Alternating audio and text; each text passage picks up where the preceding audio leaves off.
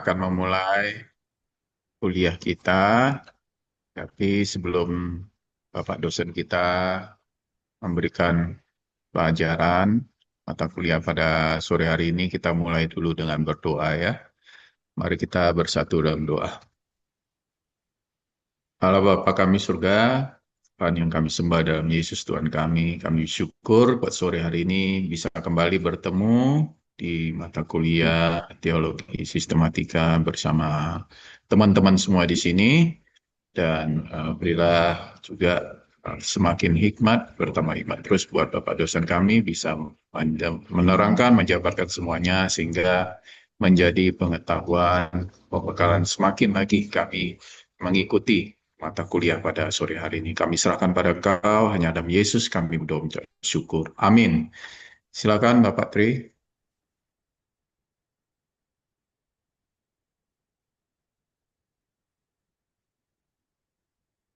Oke,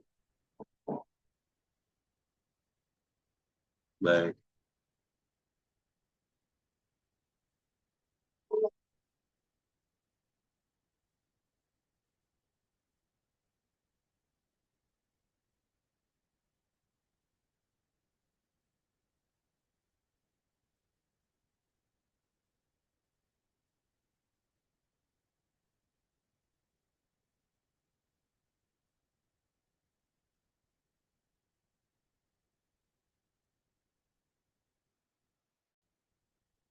Selamat sore Bapak Ibu. Selamat sore, Oke, Pak. Pak. Selamat sore. Kita ini ya agak slow ya. Ya, baik. Ini saya nanti izin tutup kamera ya, supaya karena kadang saya batuk-batuk jadi nggak enak kalau kelihatan ya.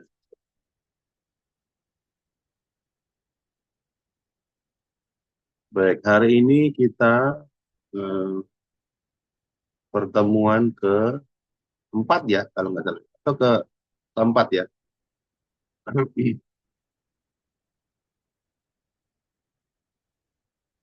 Materi kita hari ini adalah Kristologi.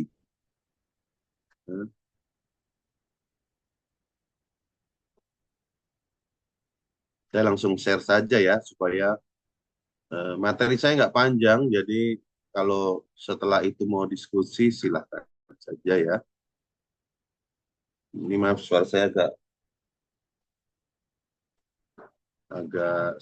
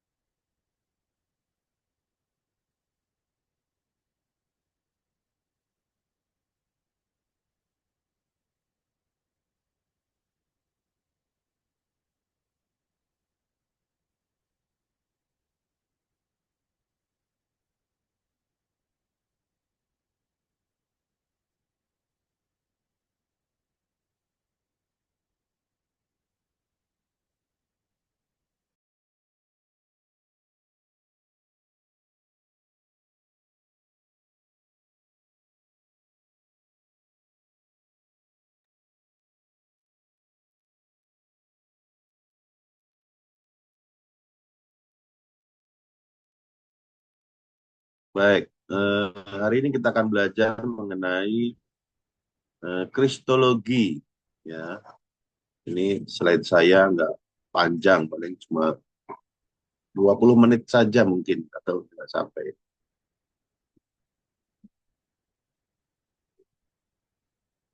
Cuma belum bisa di play. Ya, Kristologi ini adalah inti ajaran Kristen ya. Jadi ada beberapa konsep yang inti ya, dalam kekristenan ya. Salah satunya adalah kristologi. Ya walaupun semuanya penting, cuma memang ini tidak bisa istilahnya itu tidak boleh eh, apa ya, ditawar-tawar lah, karena ini inti ya. Yang kedua adalah pada mengenai Tritunggal. Ya paling tidak ada dua hal itu yang paling inti ya. Nah, kristologi mempelajari cabang yang mendalami pribadi dan karya Yesus Kristus, pusat dari iman. Ya, karena Yesus adalah pusat dari iman yang nanti selalu senantiasa berkaitan dengan keselamatan. Jadi kalau kita melihat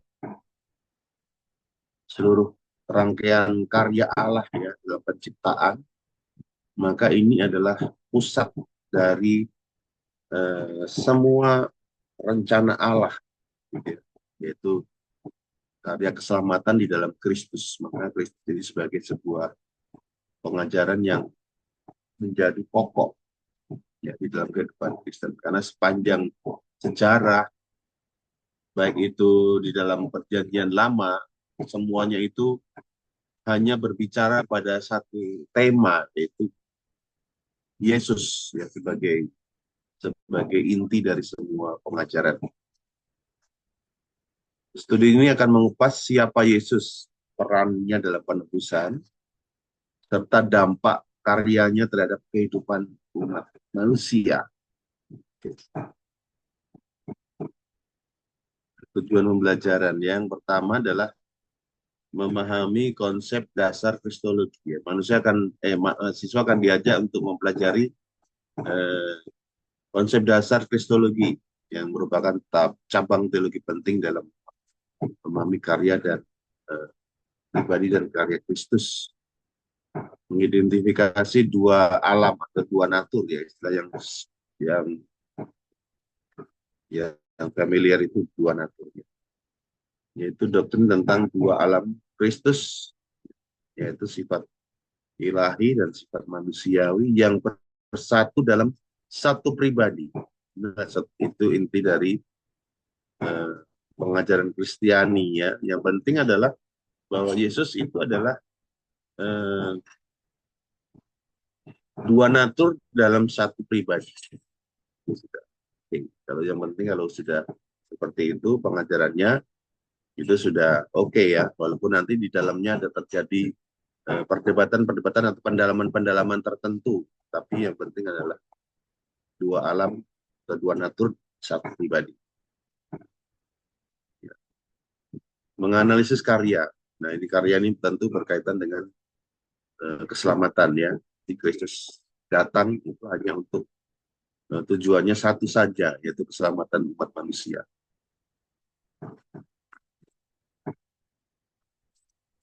Nah, kristologi ya, ini adalah cabang yang mendalami ini diulang-ulang saja ya. Penelitian ini berfokus pada identitas Yesus, ya, aspek inkarnasi, serta sifat ilahi dan manusiawi.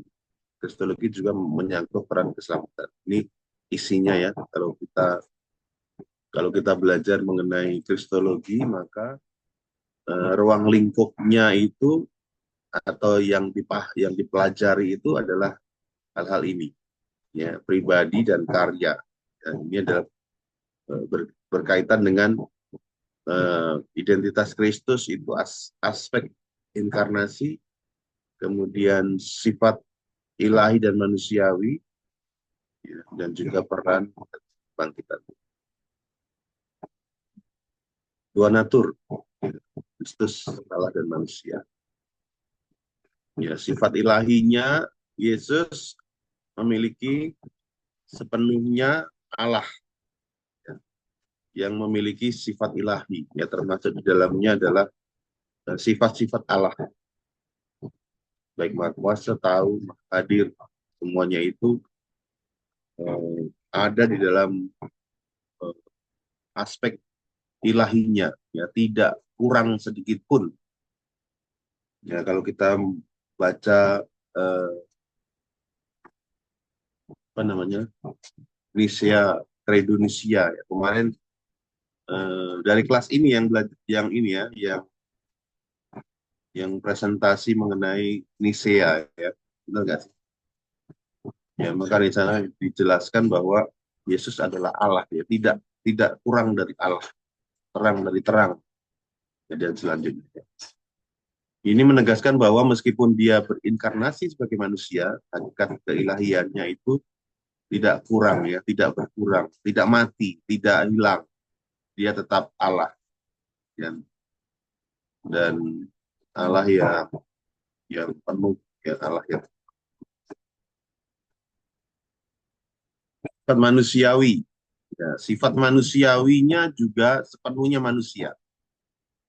Ya, jadi dalam diri manusia itu, jika manusia itu memiliki unsur-unsur eh, apa namanya, trikotomi, ya Yesus juga adalah manusia yang sempurna. Semua unsur kemanusiaan itu ada di dalam diri. Dan bahkan juga dia mengalami semua yang dialami oleh manusia, ya, termasuk dilahirkan, merasakan penderitaan, dan bahkan mati. Ya. Cuma bedanya bahwa dia hidup tanpa dosa, ya, tidak memungkinkan, atau dia hidup tanpa berbuat dosa. Ya, ini menegaskan kemanusiaannya itu sempurna. Ya, sempurna sama mungkin sama seperti Adam sebelum jatuh dalam dosa. Ketika Adam jatuh dalam dosa, maka kemanusiaan Adam itu juga sudah mulai rusak ya dari awal, dari penciptaan, sehingga kan gambar Allah di dalam Adam itu rusak ya. Tetapi Kristus adalah gambar Allah yang sempurna, gambar Allah yang doktrin inkarnasi ya, menyatakan bahwa kedua natur ilahi dan manusiawi bersatu dalam satu pribadi, Yesus Kristus, tidak tercampur, tidak berubah, tidak terpisah, menjadikan uh, sesuatu yang unik ya. Dalam sejarah teologi kita belajar bahwa ini adalah sebuah rumusan yang diputuskan di dalam konsili ekumenis, yaitu Kalsedon. Saya nggak tahu itu yang berapa, yang ketiga mungkin Kalsedon. Jadi dalam dalam konsili ini dikatakan bahwa Yesus itu adalah eh, satu pribadi dengan dua natur, ilahi dan manusia, tetapi dikontrol oleh satu pribadi, yaitu pribadi logos, ya, pribadi ilahi yang tidak tercampur, tidak berubah, dan tidak terpisah. Dan nanti kita lihat apa itu maknanya ya, tidak tercampur dan sebagainya. Ya, ajaran dalam inkarnasi dalam Alkitab itu paling paling jelas itu ada di dalam Yohanes 1 ayat 14. Kalau kita membaca Yohanes 1 ayat 1 sampai 18 yang mengisahkan, atau di mana Yohanes menceritakan atau memperkenalkan mengenai logos, dan logos itu adalah Allah. Kalau di dalam ayat 1 kan dikatakan di sana bahwa logos pada mulanya adalah firman atau logos atau sang logos. Memang di situ ada sebuah artikel yang digunakan ya, yang mengidentifikasikan bahwa logos ini adalah pribadi yang unik ya, berbeda, yang dikenal oleh oleh para pembacanya. Bisa saja disebut sebagai sang logos. Pada mulanya kemudian sang logos itu bersama-sama dengan sang Theos. Nah, sang Theos di situ merujuk kepada Bapa, sang Bapa. Ya, jadi Yohanes memperkenalkan ada dua pribadi yang bersekutu, Sebenarnya seharusnya ada 3, cuma memang kalau Roh Kudus itu jarang dipresentasikan sebagai dua apa dalam hubungan antara Bapa dan Anak. Karena Roh Kudus itu tidak diperanakkan, sehingga selalu hubungannya adalah anak dan Bapa dan anak, yaitu logos dan theos. Sehingga di ayat 1 itu di situ diperkenalkan bahwa logos dan theos, sang logos dan sang theos itu bersama-sama, berhadapan-hadapan, bersekutu, gitu ya, di dalam kekekalan, ya, di dalam kekekalan bersekutu. Nah, Allah di situ atau sang theos di situ menuju kepada Bapa, ya, karena Allah dalam teologi Kristen selalu mengacu kepada Bapa. Yesus sendiri ketika berdoa mengenai kepada Allah itu kepada Bapa, gitu ya. Dan teologi Rasul Paulus juga seringkali menyebutkan bahwa Allah itu adalah Bapa Tuhan kita, gitu ya. Jadi sang Theos merujuk kepada Bapa. Jadi anak dan Bapa yang bersekutu, logos dan Theos. Selanjutnya dikatakan bahwa logos di situ adalah Theos, atau logos itu sebenarnya kualitasnya adalah Theos juga, atau sehakikat dengan sang Bapa, ya, Theos juga, Allah juga. Sehingga logos firman itu adalah Allah. Firman itu bukan ciptaan, tetapi dia Allah, setara dengan Bapa. Nah, di ayat yang ke-14 kemudian firman atau logos itu menjadi manusia. Bukan Bapa yang menjadi manusia, tetapi logos, ya, logos yang menjadi manusia, gitu ya, logos yang menjadi manusia. Nah, sehingga kalau kita membaca di ayat yang ke-18, di sana dikatakan bahwa tidak seorang pun yang pernah melihat Allah atau Bapa, ya, hanya anak yang ada di pangkuannya, yaitu hanya logos lah yang memperlihatkan Bapa dalam seluruh keberadaannya.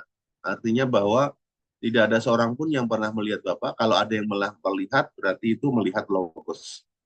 Melihat logos. Sehingga logos menjadi representasi dari Bapa secara sempurna. Dimanapun logos hadir, selalu mempresentasikan kehadiran dari Bapa. Dan logos lah yang memperkenalkan Bapa itu kepada semua, Theos itu kepada manusia.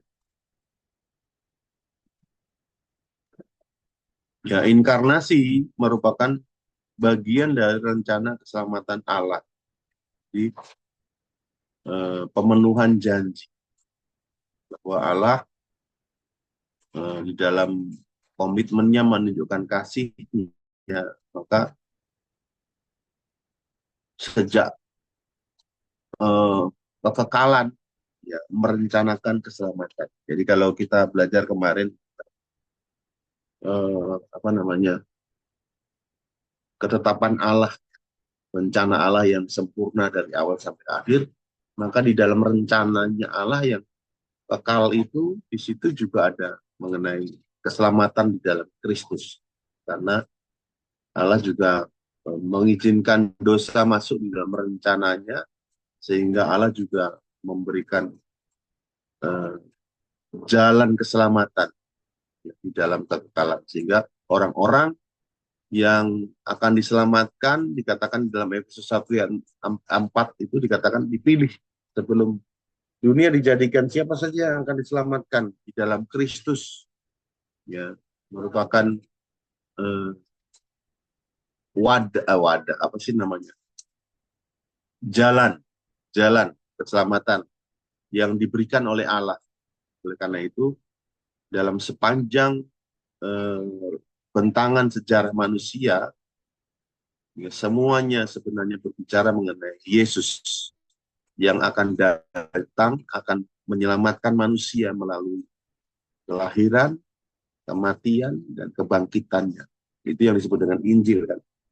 Injil adalah kabar tentang kelahiran, kematian, dan kebangkitan Kristus untuk keselamatan manusia.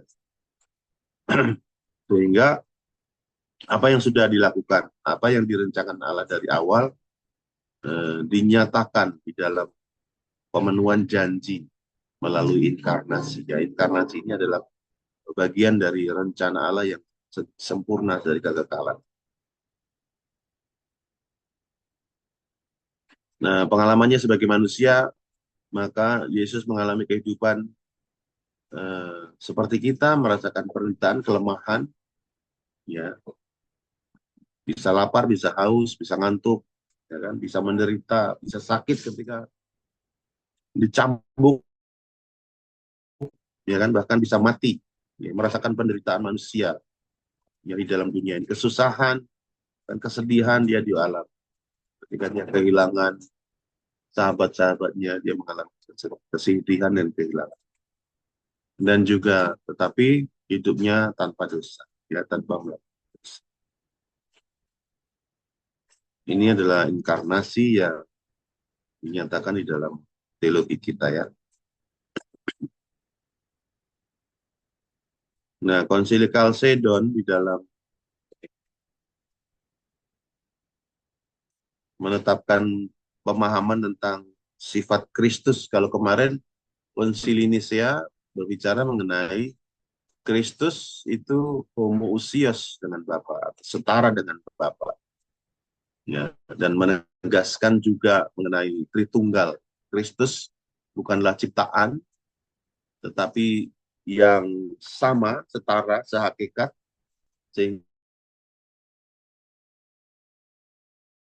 di dalam Nisea juga itu kemudian Tritunggal menjadi bahasan yang yang yang penting, ya, di mana Yesus dan Bapa itu satu alam atau satu esensi, ya, satu esensi, homoousios, satu usia atau esensi. Nah, menegaskan juga Tritunggal di dalam perjanjian, di dalam doktrin Tritunggal kita. Ya.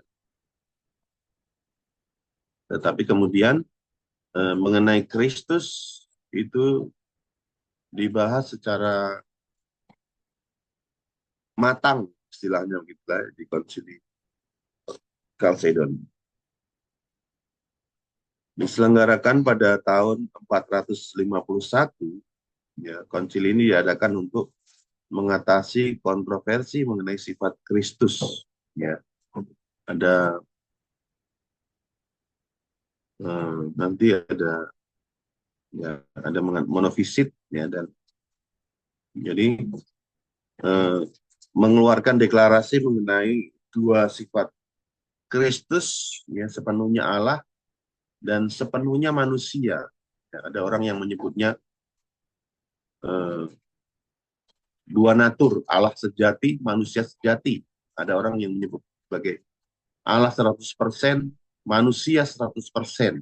Gitu ya. Jadi kesejatian yang sempurna antara dua naturnya yang sempurna ada di dalam satu pribadi. Gitu ya. Nah, ini menanggapi ada ajaran mengenai monofisit, ya, yang diajarkan oleh Eutyches. Dia mengatakan bahwa ketika Allah berinkarnasi menjadi manusia, maka sifat kemanusiaannya itu terhisap di dalam keilahiannya, dan dia memiliki satu sifat yang terbentuk, ya, dari inkarnasi itu, begitu ya.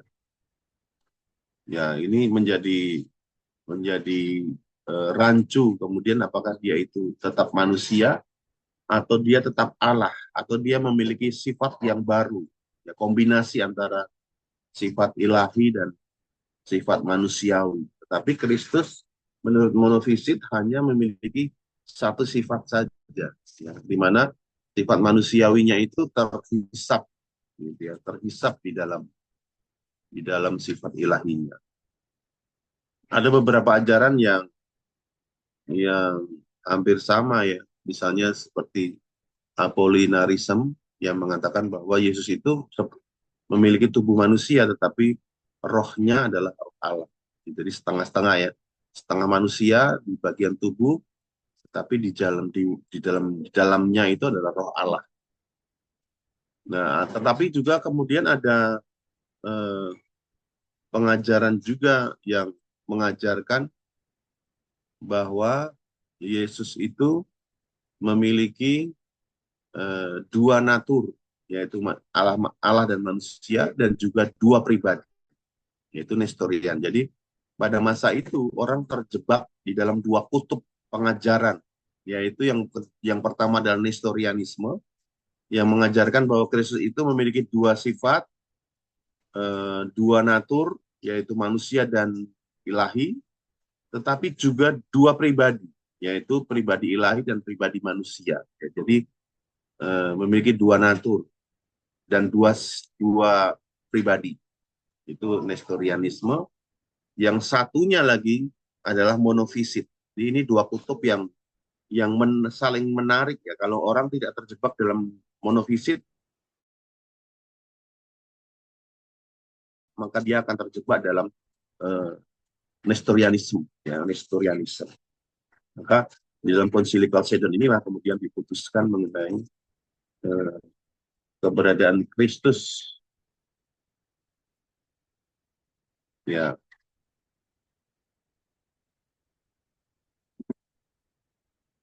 ini adalah jadi hasil yang lain tadi.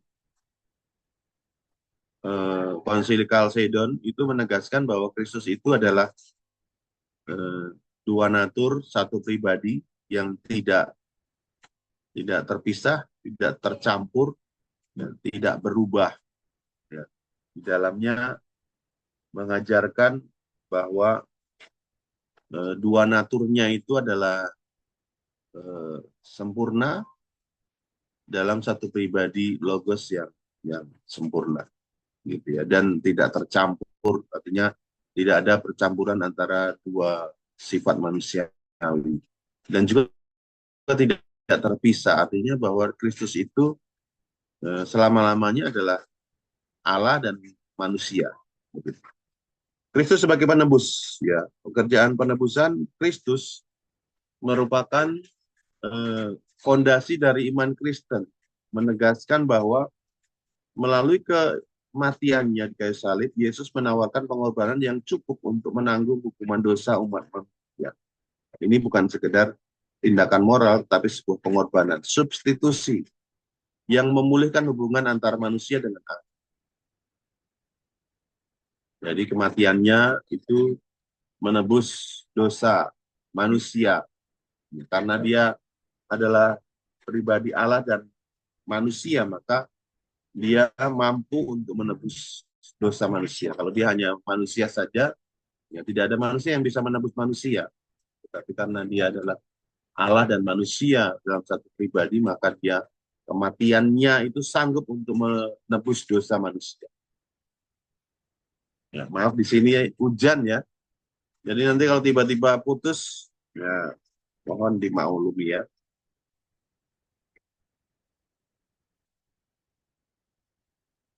Peran Kristus dalam keselamatan.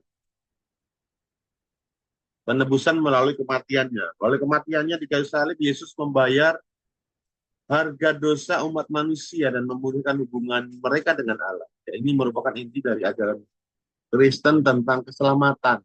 Jadi penebusan Kristus membayar dosa, bayar harga dosa. Manusia ditebus oleh karena Kristus yang mati di kayu salib.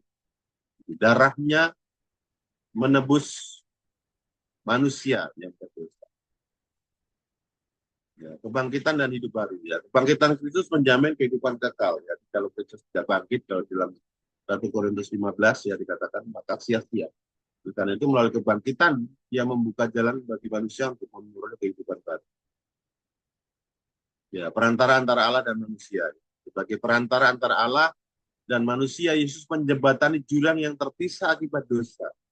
Ya, ia memungkinkan hubungan yang intim antara umat manusia dan saya percepat ya karena hujan ya, jangan sampai nanti materinya tidak selesai. Gembala yang baik, Yesus adalah gembala yang baik karena dia memberikan hidupnya eh, kepada manusia supaya manusia itu memiliki hidup yang berkelimpahan. Ya, dan ia peduli dan melindungi mereka seperti seorang gembala menjaga domba. Kristus itu memiliki peran yang unik ya sebagai gembala, gembala yang baik. Oke, nah Kristus sebagai pusat ajaran gereja. Yesus Kristus adalah pusat ajaran gereja, menjadi fondasi dari semua doktrin dan praktik Kristen. Ya, ajarannya membentuk pemahaman teologis dan etika umat Kristen, memandu mereka dalam menjalani kehidupan sehari-hari dengan kasih dan pengorbanan. Jadi Kristus melalui kehidupan, kematian, kebangkitan, tetapi juga melalui pengajarannya itu menjadikan kehidupan Kristen itu lengkap ya. Melalui kematian dan kebangkitannya kita diperdamaikan dengan Allah.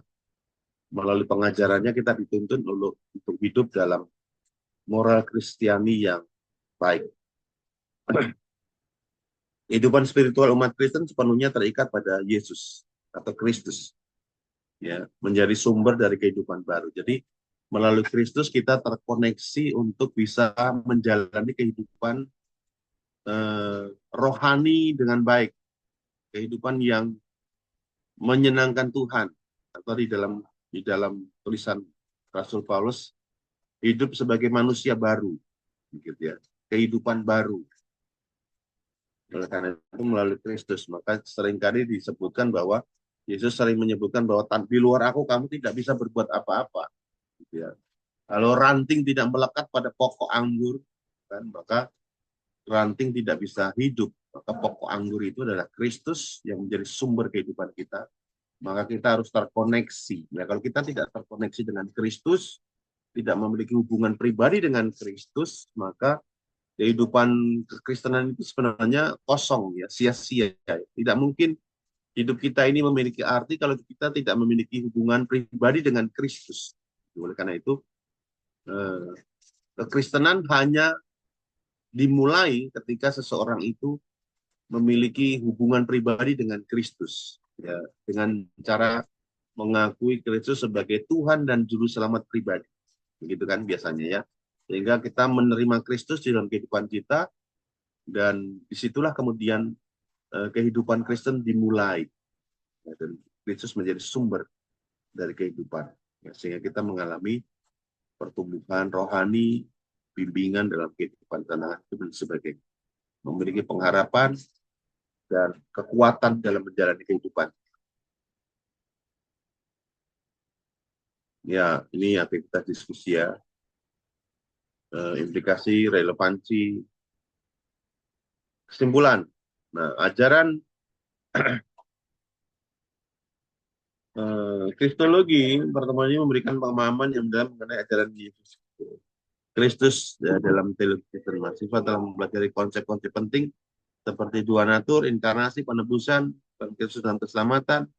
Ya, pemahaman ini merupakan fondasi untuk menghayati iman Kristen dan mengaplikasikan dalam kehidupan sehari-hari.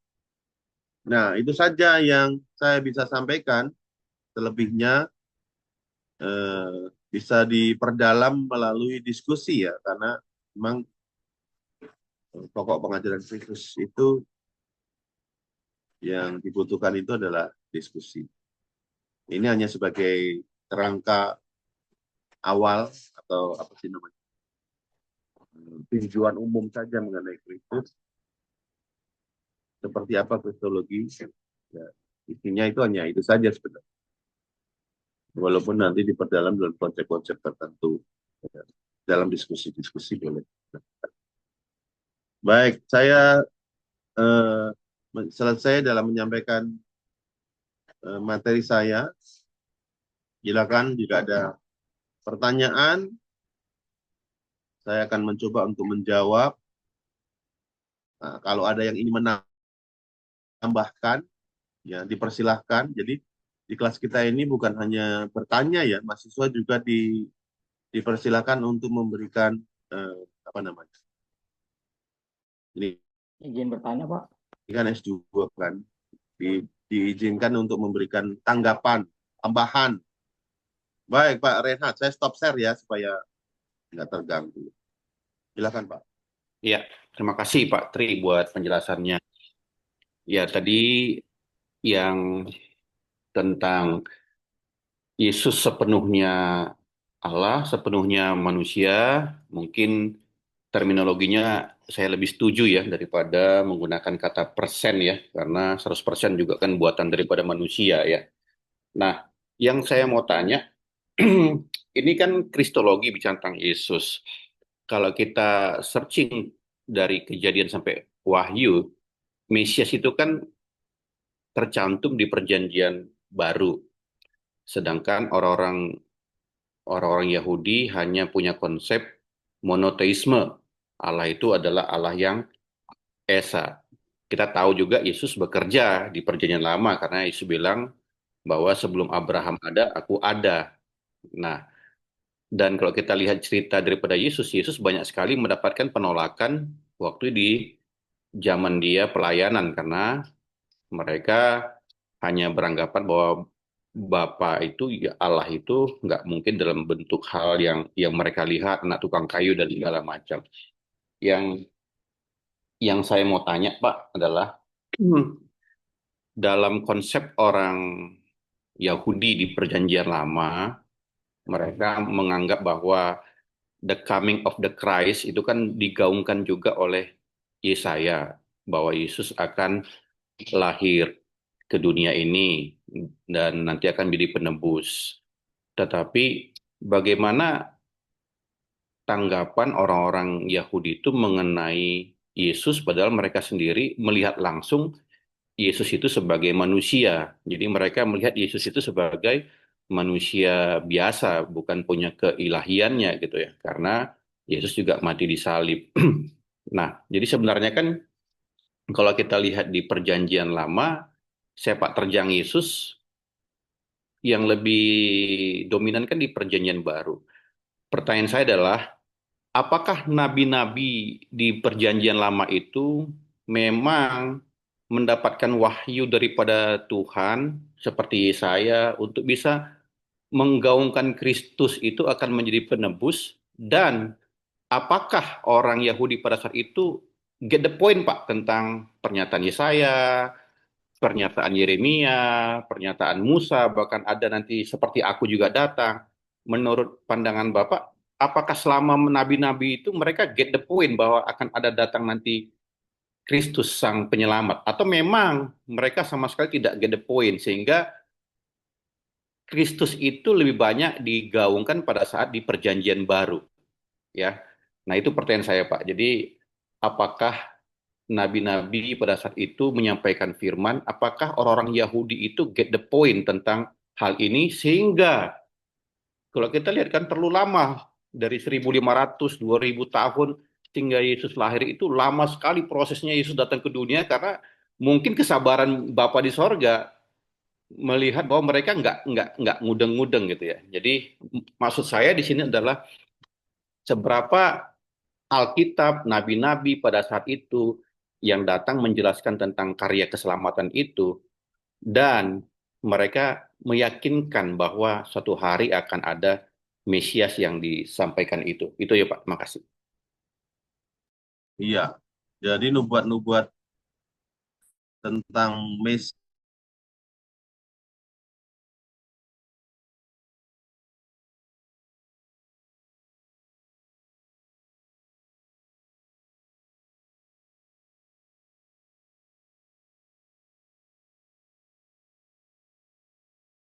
Hilang suaranya, Pak.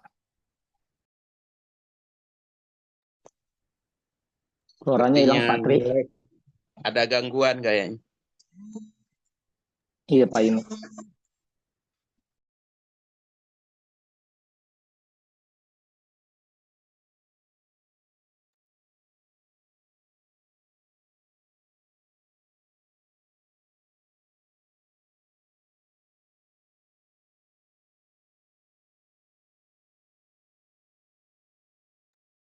Memberatkan sinyalnya Pak ketika Pak Retna pertanyaannya. Ya, sebentar ya. Ini satu punya saya yang satu mati.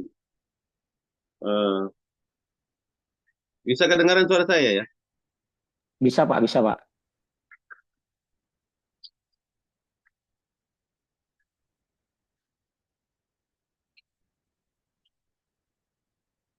Sebentar ya Bapak Ibu ya. Ini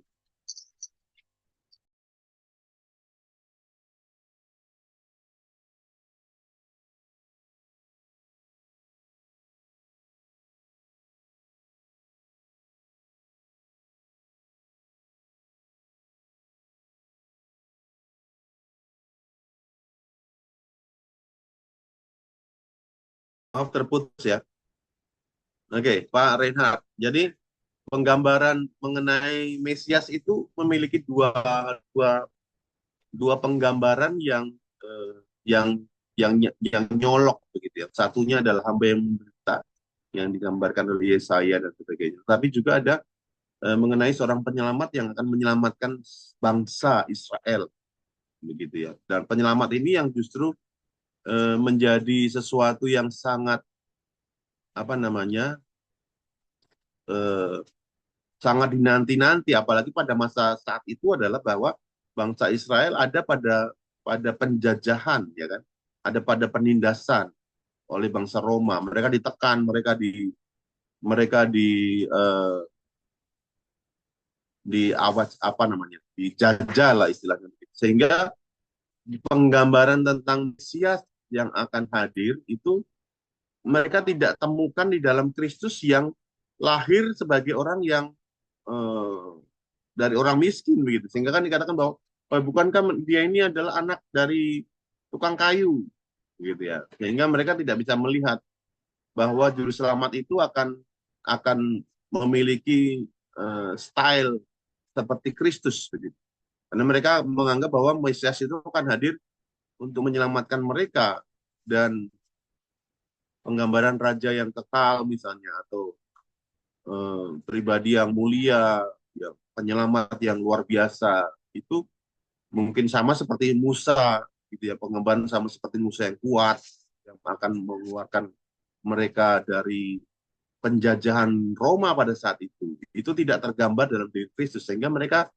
mereka menganggap bahwa bukan Yesus itu, bukan itu, masih ada Mesias yang saya tunggu gitu ya. Jadi ketika Yesus hadir, Yesus sama sekali tidak dianggap sebagai Mesias, dia hanyalah seorang guru dan pengajar, bahkan pengajar yang kemudian dianggap sebagai pengajar yang sesat kan, karena pengajaran-pengajarannya justru banyak sekali menentang Farisi dan sebagainya, ya, menguji mereka, mengkritik mereka, sehingga Kristus dianggap sebagai sesuatu yang mungkin anti mainstream gitu, anti mainstream, sehingga penggambaran dari Mesias yang menyelamatkan sebuah bangsa itu mereka luput gitu. Mereka tidak bisa melihat itu pada pribadi Kristus, sehingga sampai sekarang ini kan mereka masih selalu menantikan Mesias, kedatangan Mesias, seorang raja yang kuat seperti Daud, penggambaran seorang nabi yang luar biasa seperti Musa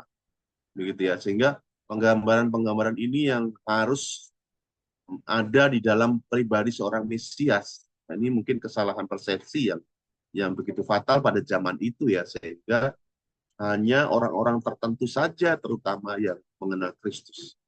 Makanya kan dia harus mengkonfirmasi siapakah aku menurut Petrus dan seterusnya ya. Apakah dia mengenal? Maka Yesus mengatakan, ya bukan bukan ini yang Bapa yang bilang kepada kamu bahwa aku adalah Mesias. Nah, sehingga mereka orang Israel ini luput ya akan mengenali Kristus ini sebagai Mesias mereka. Sampai sekarang ini Yesus ditolak di Israel ya, dianggap sebagai seorang yang sesat, pengajaran sesat saja, ya, yang melahirkan agama baru yaitu Kristen. Ya, itu saja. Jadi bahkan tidak mengikuti garis alur dari tradisi Yahudi secara utuh. Ya. Itu yang terjadi pada masa itu, sehingga walaupun sebenarnya nabi-nabi sudah sudah memberikan banyak sekali nubuatan-nubuatan ya tentang akan penderitaan seorang hamba Tuhan dan sebagainya. Tetapi mereka tidak bisa melihat pada masa itu karena mereka pada masa itu membutuhkan seorang penyelamat yang bisa membebaskan mereka dari Roma, penjajahan Roma. Mereka sangat tertindas sehingga Mesias yang datang seperti ini mereka tidak bisa terima.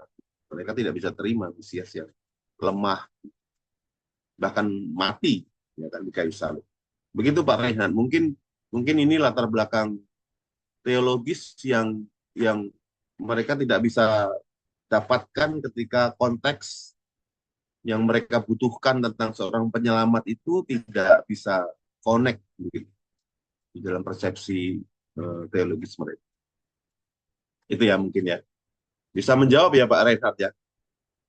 Iya Pak, thank you Pak. Karena mungkin kalau kita hidup di zaman itu, yang kita hari ini pelajari bahwa Yesus sepenuhnya Allah, sepenuhnya manusia, kita langsung melihat Yesus di situ lemah. Mungkin challenging juga bagi kita melihat Yesus itu sepenuhnya Allah ya.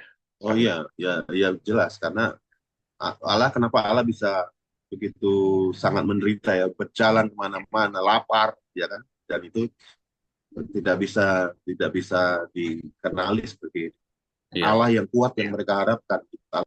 Padahal mereka memiliki Allah yang seperti Yahweh yang kuat, yang membelah laut, ya kan pada zaman Musa itu luar biasa. Jadi penggambaran Kristus sebagai hamba yang menderita itu mereka tidak bisa tangkap, tidak bisa miliki. Itu yang mungkin bisa saya sampaikan. Pak Roy silakan. Iya Pak, makasih Pak. Izin bertanya Pak. Yang mau saya tanyakan yang pertama Pak, apakah ketika Yesus ada di dalam rahim daripada Maria, apakah kedua natur itu sudah ada di dalam ketika dia ada di dalam rahim Maria Pak? Itu yang pertama sih Pak, yang mau saya tanya. Yang kedua, kalau kita baca kan di Markus ketika Yesus dibaptis ya sama Yohanes ya. Kemudian kan Bapak berkata bahwa inilah anak yang kukasihi ya.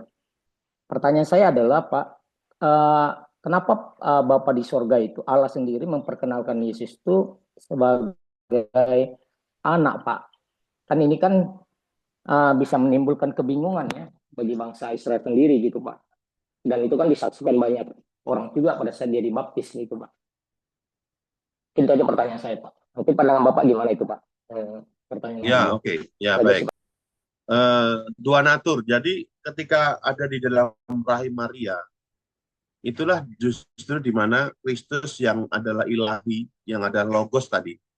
Ya, di dalam ayat yang kita sudah baca Yohanes 1 ayat 14.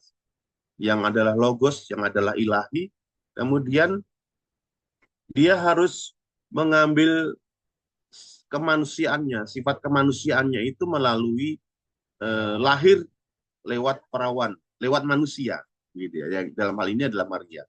Ya, jadi cara dia untuk mengambil sifat manusiawi adalah dilahirkan oleh manusia, gitu. Sehingga dia memiliki sifat-sifat dan natur manusiawi yang sempurna. Ya, jadi ketika dia lahir sebagai anak dari Maria, maka dia adalah manusia sepenuhnya. Ya, tadi Pak Reinhard tidak mau menggunakan kata 100% ya. 100% itu sebenarnya ingin menggambarkan bahwa semua sifat yang dimiliki manusia itu ada dalam dia. Jadi sepenuhnya itu. Jadi ketika dia lahir sebagai manusia, maka dia adalah manusia seutuhnya. Ya, dilahirkan oleh Maria.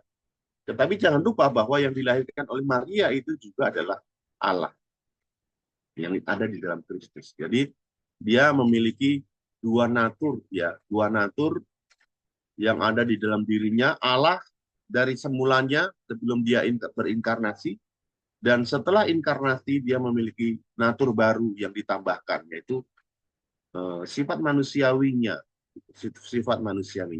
Tetapi tentu dalam satu pribadi yang utuh, yaitu logos ya, pribadi logos ya, pribadi Yesus yang lahir. Begitu Pak Roy ya. Kemudian pertanyaan yang Oke, kedua adalah kenapa Bapa menyebutkan eh, dia sebagai anak? Ya, ini saya tidak tahu apakah ini proklaim dari Bapa ya, proklaim memperkenalkan ketika dia dibaptis dan siap untuk me, apa sih namanya, melakukan pelayanannya, maka eh, pelayanannya itu adalah pelayanan yang di, apa sana, dilegitimasi oleh Allah gitu. Dilegitimasi oleh Allah dengan cara bahwa Allah menyatakan inilah anak yang dikasihi, menunjukkan bahwa dia adalah utusan dari Allah gitu, utusan dari Allah ya, yang memang diutus ke dunia untuk melakukan karya penyelamatan ya, dan Roh Kudus yang kemudian menyertai sebagai sebagai eh, sebagai pribadi yang kedua ya, dalam karya pribadi yang ketiga dalam karya keselamatan Kristus. Jadi karya penyelamatan Kristus itu adalah karya Tritunggal, Allah, Yesus, Roh Kudus yang berkarya bersama-sama di dalam karya keselamatan manusia gitu. Tiga-tiganya, bukan hanya Yesus saja, tetapi tiga-tiganya itu ada andilnya di dalam karya keselamatan. Begitu Pak Roy. Jadi dia Allah mempresentasikan lah istilahnya, melegitimasi bahwa Yesus ini adalah utusan Allah yang berasal dari Allah. Dia adalah anaknya sendiri, gitu, yang diturunkan ke surga. Ya, perkara nanti manusia tidak bisa mengenali, nah ini masalah persepsi manusia tadi ya, persepsi manusia bahwa sebenarnya harusnya melalui proklaim yang disampaikan ini orang tahu, artinya orang sadar, tapi kan tetap saja di dalam perjalanan Yesus banyak orang yang tidak percaya ya. Ada banyak juga yang percaya, tetapi banyak banyak dari bangsa itu yang menolak dia. Begitu Pak Roy, bisa ini ya, terima ya. iya Pak. Jadi itulah saya bandingkan kan Pak, ketika Yesus memperkenalkan dia sebagai anak kan itu kan jadi ribut kan, dianggap menghujat pada saat itu kan Pak gitu. Jadi bagi saya kan ini kok bisa gitu Tuhan memperkenalkan dia sebagai anak, padahal orang sendiri memahami kalau ada yang menyampaikan anak itu ya itu menghujat karena Allah sendiri tidak tidak mungkin diperanakkan gitu Pak, memperanak diri gitu ya, itu dia Pak. Oh ya, Saya tanya gitu. jangan kita membawa konsep Islam ya di dalam memperanakkan ini, karena di dalam konteks Yahudi sendiri memperanakkan itu sama sebenarnya. Yang kemudian anak itu sebenarnya menunjukkan bahwa dia itu adalah Allah yang Allah juga. Jadi bukan dalam konteks anak diperanakkan itu bukan teologi Yahudi itu Pak. Itu teologi Islam yang kemudian kita pahami. Ya. Tetapi orang Yahudi memahaminya bukan seperti itu. Allah kok memperanakkan, tidak seperti itu. Jadi Allah anak apa Allah anak itu apa anak Allah itu menggambarkan Allah sendiri. Anak Allah itu menggambarkan bahwa dia itu adalah pribadi yang berasal dari Allah. Jadi ketika Yesus mengatakan dia adalah utusan Bapa, itu merupakan suatu penghinaan bagi orang Yahudi karena menganggap dirinya itu setara dengan Allah, setara dengan Allah. Ya. Jadi klaim dari Bapa bahwa dia adalah anak Allah itu justru menunjukkan bahwa ini adalah Allah gitu. Yesus itu adalah Allah gitu. Dalam pengertian pribadi yang sama, setara dengan Bapa gitu. Jadi kita jangan berpikir dalam teologi Islam dalam hal ini, karena dalam konteks teologi Islam berbeda dalam cara pikir orang Yahudi gitu. Cara berpikir orang Yahudi berbeda. Kalau dalam Islam kan Allah kok memperanakkan, enggak kayak gitu. Dalam teologi Yahudi bukan kayak gitu. Ya. Jadi berbeda ya Pak ya. Dan berbeda teologinya. Ya. Berarti yang orang Yahudi pada saat itu memandangnya berarti Yesus seperti ketika dia dinyatakan seperti anak Allah itu, bahwa dia menyamakan dirinya seperti Allah gitu ya Pak ya. Iya, Berarti. iya. Jadi proklamnya adalah bahwa dia adalah Allah, setara dengan Allah. Gitu. Anak harus dihormati gitu, karena dia adalah Allah. Makanya orang yang bilang menghujat ya Pak ya. Oke Pak, makasih Pak. Iya, karena Iya, makasih dia Pak. menghujat. Oke. Iya, makasih Pak. Silakan Pak, siapa yang selanjutnya? Pak David atau Pak Michael? Shalom, selamat malam Pak dosen. Siapa yang Oh, Pak Michael dulu. Oke, silakan. Mohon izin bertanya Pak. Tadi Bapak menyebutkan tentang utusan Pak. Memang di Alkitab banyak kalimat bahwa Tuhan Yesus adalah utusan Bapak. Nah, hal ini pertanyaan begini Pak.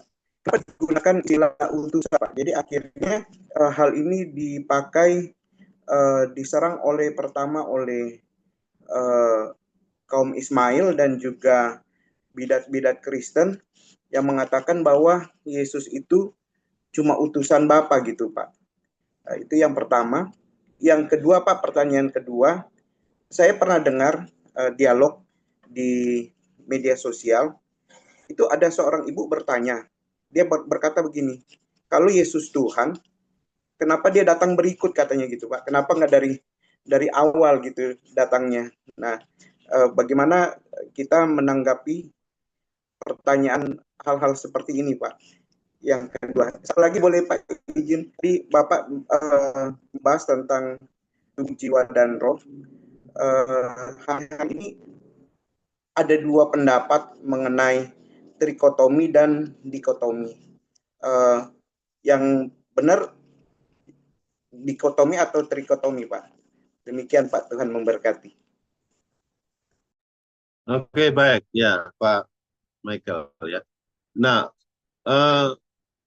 di dalam istilah utusan itu sebenarnya tidak kemudian melukiskan subordinasi ya, walaupun kemudian orang menganggap bahwa kalau utusan berarti dia lebih rendah, gitu. Subordinasi berarti dia lebih rendah dari Bapa, karena di Allah dan dia hanyalah utusan. Nah, memang kalau kita berbicara mengenai Tritunggal, kita sudah bicara kemarin, Tritunggal itu punya dua konsep, yaitu yang pertama adalah Tritunggal imanen, yang menjelaskan mengenai Allah di dalam dirinya sendiri, ya, Allah di dalam dirinya sendiri, di dalam hubungannya antara Allah, gitu ya, antara pribadi-pribadi, yang satu esensi, ya, tiga pribadi dalam satu esensi setara sederajat. Nah, itu namanya Tritunggal ekonomi, Tritunggal imanen, ya, yang menggambarkan karya Allah di dalam dirinya sendiri. Nah, yang kedua adalah karya Allah di dalam karya penyelamatan. Karya Allah di dalam karya penyelamatan. Maka masing-masing pribadi ini memiliki fungsi yang berbeda-beda, Pak. Di dalam karya keselamatan seringkali digambarkan bahwa Allah Bapa itu adalah sumber. Allah Bapa itu sumber segala sesuatu. Nah, keselamatan juga berasal dalam rencana dari Allah. Dalam hal ini Allah Bapa, gitu. Dan Kristus adalah yang mengerjakan keselamatan, ya, sehingga dikatakan bahwa Yesus itu diutus untuk mengerjakan keselamatan, gitu. Jadi dialah yang melakukan keselamatan di dalam dunia ini, ya, sehingga Yesus seringkali mengatakan, saya diutus Bapa untuk melakukan tugas-tugas ini, yaitu keselamatan, mati di kayu salib dan sebagainya. Dan Roh Kudus yang kemudian membuat karya Kristus itu bisa diimplementasikan di dalam kehidupan manusia. Jadi masing-masing memiliki karya yang berbeda-beda dalam yang istilahnya itu Tritunggal ekonomi, Tritunggal dalam karya keselamatan, Tritunggal dalam fungsi atau perannya dalam keselamatan manusia. Ya, walaupun keselamatan itu merupakan pekerjaan dari Tritunggal, tetapi pekerjaan itu bisa dipilah-pilah, bisa dipilah-pilah. Bapa sumber dari segala sesuatu, Yesus datang untuk menyelamatkan, Roh Kudus adalah pribadi yang mengimplementasikan keselamatan itu dalam kehidupan manusia. Jadi Inilah yang kemudian orang menjadi ya, menjadi gagal untuk melihat bahwa ketiganya adalah setara.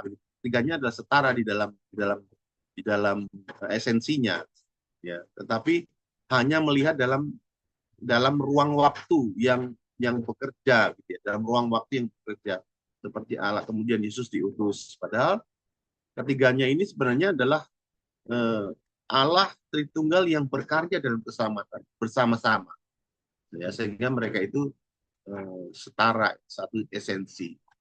Ya, ini namanya Tritunggal ekonomis. Kalau kita terkecoh dalam Tritunggal ekonomis, maka kita lupa melihat bahwa mereka juga Tritunggal yang imanen dalam diri mereka sendiri. Dalam mereka adalah pribadi yang setara dan sebagainya. Sehingga orang terjebak dalam subordinasi tadi. Begitu, Pak. Kemudian yang kedua tadi pertanyaannya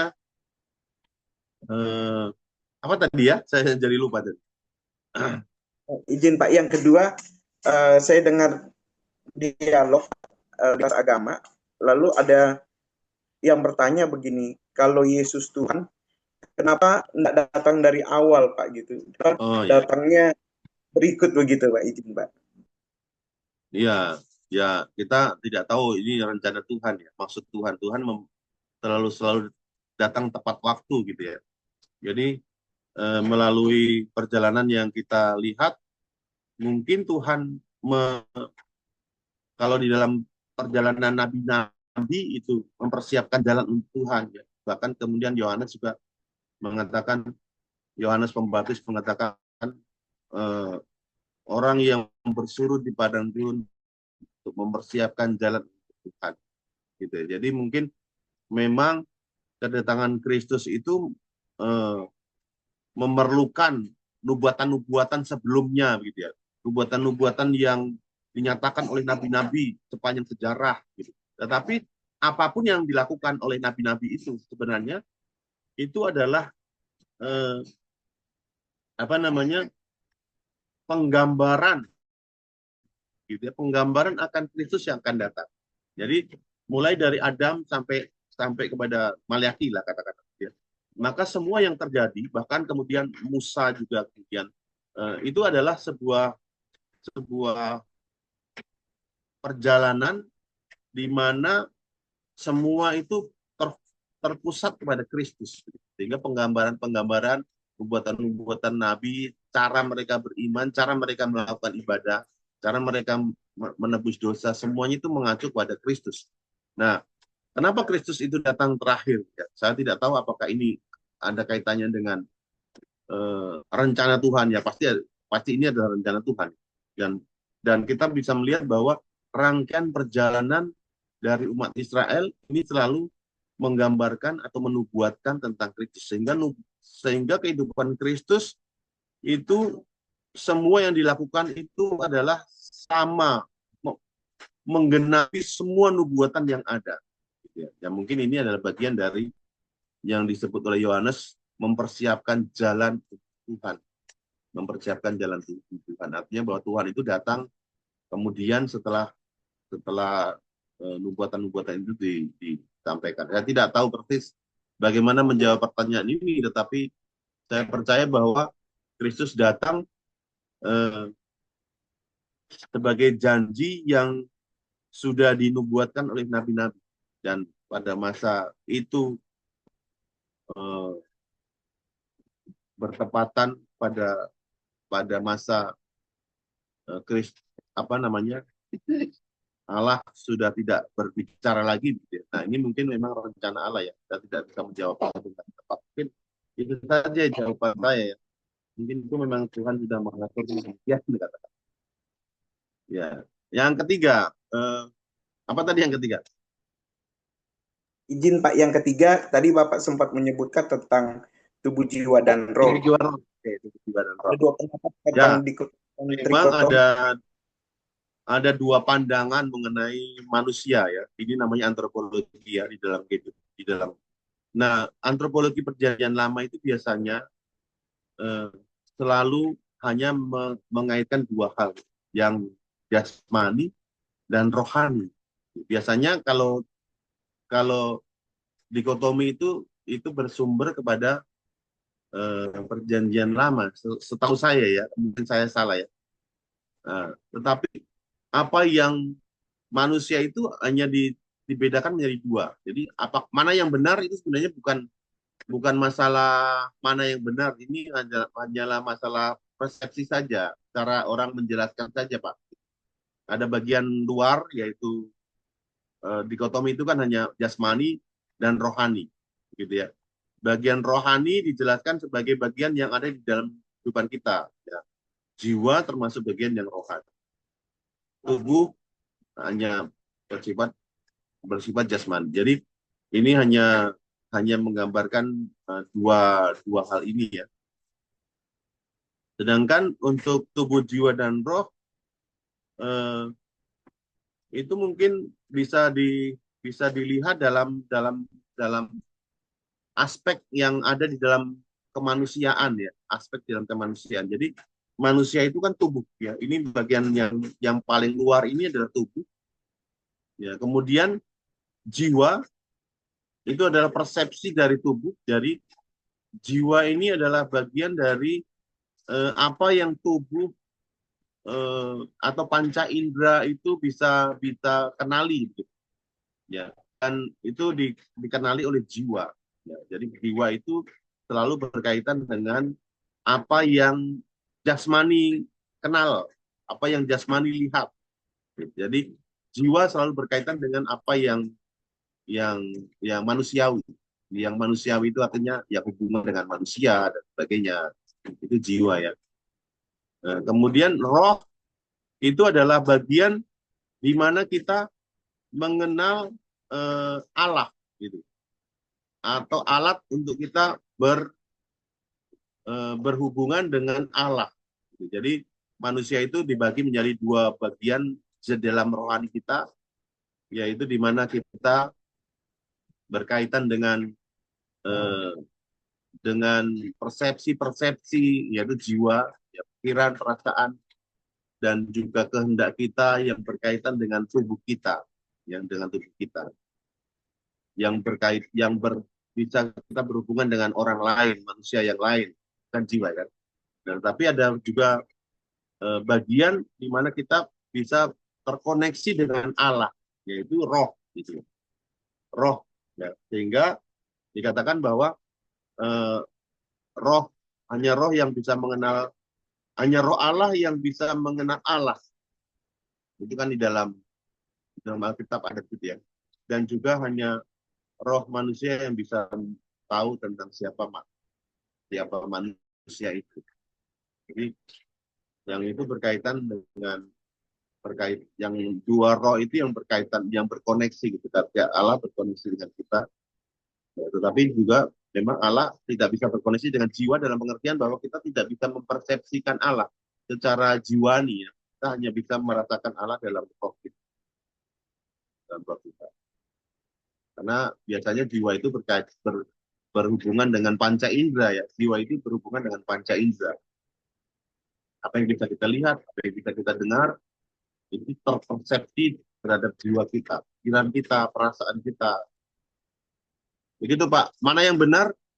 Ya kedua-duanya benar, cuma itu hanya dalam penjelasan saja, dalam cara menjelaskan saja Pak. Dua-duanya benar. Tergantung kita mau milih yang mana.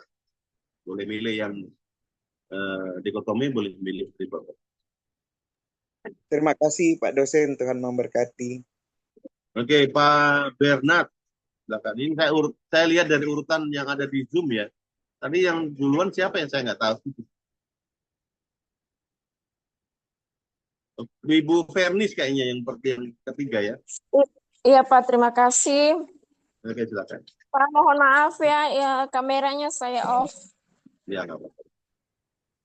Iya Pak, pertanyaan saya itu ada di Alkitab Pak, di Injil Matius 17, dibaca pada ayat yang kelima Pak. Itu berkata bahwa inilah anak yang kukasihi, kepadanya lah aku berkenan, dengarkanlah dia. Pertanyaan saya Pak, apakah yang berbicara itu Rasul Paulus, ataukah itu Allah sendiri, ataukah yang mengatakan itu Roh Kudus, Pak? Mohon dijelaskan, Pak. Itu pertanyaan saya.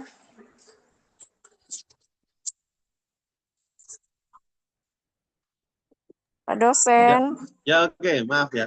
Ibu Ferni, jadi ditulis di dalam Injil apa tadi? Matius ya? Injil Matius 17 dibaca pada ayat yang kelima, Pak. Ya, kalau di Injil Matius berarti nama Paulus bisa skip ya. Iya. Karena kan yang nulis Injil Matius itu bukan Paulus. Jadi ketika kita bicara mengenai Injil Matius, nama Paulus tadi yang Ibu sebutkan bisa skip, bisa dihapus tadi. Kemudian tinggal dua, yaitu Allah sendiri atau Roh Kudus. Di dalam sebenarnya di dalam kisah itu sudah jelas bahwa ada suara dari surga, yaitu Bapa, ya kan?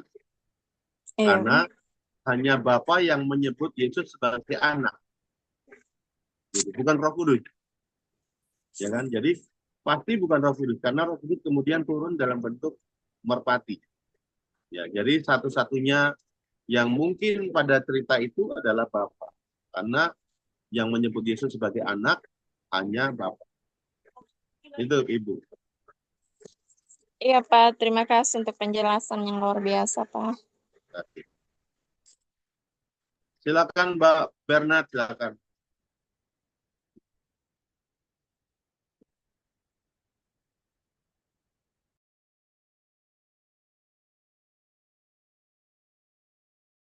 Pak Bernard mic-nya masih termute, Pak. Shalom. Oke. Terima kasih izin bertanya. Tadi sudah banyak dijelaskan tentang pribadinya Yesus, bahwa Yesus itu adalah Allah. Jadi saya langsung masuk pada inti pertanyaan, jika Yesus adalah Allah, mengapa ia beribadah kepada Allah? Itu yang pertama. Kemudian yang kedua, kita kembali pada konteks sejarah. Sejarah Yahudi, tadi sudah dijelaskan bahwa orang Yahudi itu tidak mengakui bahwa Yesus adalah Mesias. Mengapa sehingga orang Yahudi itu tidak mengakui Yesus itu sebagai Mesias? Mungkin itu saja dua pertanyaan yang saya sampaikan dan mohon dijelaskan oleh Pak dosen. Terima kasih. Baik Pak Bernard. Yang pertanyaan kedua saya sudah jelaskan tadi ya, jadi saya mungkin tidak perlu ulang lagi ya. Iya. Terima kasih. Ya. Kemudian yang pertama, kenapa kalau Yesus adalah Allah, dia beribadah kepada Allah, gitu ya? Iya. Ya, kenapa dia Allah? Ya, kenapa dia beribadah kepada Allah? Ya, dalam konsep kita harus ingat bahwa ada Tritunggal di dalam konsep Allah kita ya. Jadi Tritunggal itu di dalam konsep Kristen menjadi konsep yang harus kita pahami. Tadi sebenarnya sudah saya jelaskan di dalam Yohanes 1 ayat 1 tadi, bahwa Yesus itu adalah Logos ya, pribadi Logos. Dan ada satu lagi pribadi yang dinyatakan di dalam Yohanes 1 yaitu Theos, Sang Theos seperti Bapa. Jadi ada dua pribadi yang bersekutu di dalam kekekalan, ya sebenarnya tiga pribadi, tapi biasanya yang disebutkan itu hanya Anak dan Bapa, Logos dan Firman. Roh Kudus itu jarang disebutkan di dalam Alkitab. Saya juga tidak tahu kenapa ya, tapi ini selalu begitu ya. Bahkan di dalam konsep Rasul Paulus juga hanya disebutkan bahwa Bapa dan Anak. Nah, sehingga ketika Yesus yang adalah Logos tadi ya bersekutu dengan Theos yaitu Bapa, ya di situ ada dua pribadi yang ada ya, ada dua pribadi. Nah, tapi kemudian Logos berinkarnasi. Jadi Bapa itu tidak pernah berinkarnasi, Pak. Ya, Bapa itu adalah pribadi yang tinggal di sorga, tidak pernah berinkarnasi. Yang berinkarnasi adalah Firman, Logos. Logos yang menjadi manusia. Sehingga ketika Kristus hadir di dalam eh, dalam kondisinya sebagai manusia, ya dia adalah pribadi kedua dari Tritunggal yang menyebut Bapa sebagai Allah, Bapanya sebagai Allah. Jadi Yesus berdoa kepada siapa? Dia berdoa kepada Bapa. Dia berkomunikasi kepada Bapa, dan itu dilakukan sejak kekekalan. Mereka berkomunikasi, Bapa dan Anak komunikasi. Tadi dikatakan dalam Yohanes 1 ayat 1 kan bahwa mereka berhadapan-hadapan, mereka itu bersekutu, mereka itu berkomunikasi. Sehingga ketika ini saya gambarkan ada, jadi dua pribadi ini bersekutu, berkomunikasi sejak kekekalan, tapi kemudian Logos menjadi manusia. Oleh karena itu Logos berinteraksi dengan Bapanya, dengan Allahnya, disebut dengan Allah, Bapa. Sebenarnya Yesus tidak pernah menyebut Allah, tapi Bapa yang ada di surga. Sehingga kenapa Yesus Allah adalah beribadah kepada Allah, ya karena dia berbicara kepada Bapa. Dia adalah pribadi yang kedua dalam Tritunggal. Begitu Pak Bernard, bisa diterima ya? Oke, terima kasih atas penjelasannya. Saya puas. Ya. Silakan Pak. Kasih Pak dosen. Ya, sama-sama. Halo Mbak. Apakah suara saya kedengaran? Mungkin lebih keras lagi Pak, karena kecil suara. Halo Pak, gimana suara saya kedengaran Pak? Ya, saya mau tanya Pak, tadi Bapak bilang bahwa teologi Islam itu Allah itu tidak beranak dan tidak diperanakan, gitu. Nah, bagaimana dengan ayat dengan Mazmur 2 ayat yang ke-7, Pak? Anakku engkau telah kuperanakan pada hari ini. Nah, ini ayat ini sering dipakai oleh apologet Islam untuk menyerang kekristenan bahwa Allahnya orang Kristen itu beranak. Itu yang pertama. Yang kedua, Yesus adalah penebus gitu kan Pak ya. Nah, yang menurut Bapak yang Alkitabiah itu menebus manusia dari dosa atau menembus dosa manusia Pak? Karena ini menjadi hal yang sering diperdebatkan juga di kalangan Kristen sendiri. Gitu Pak. Terima kasih. Tuhan berkati. Oke.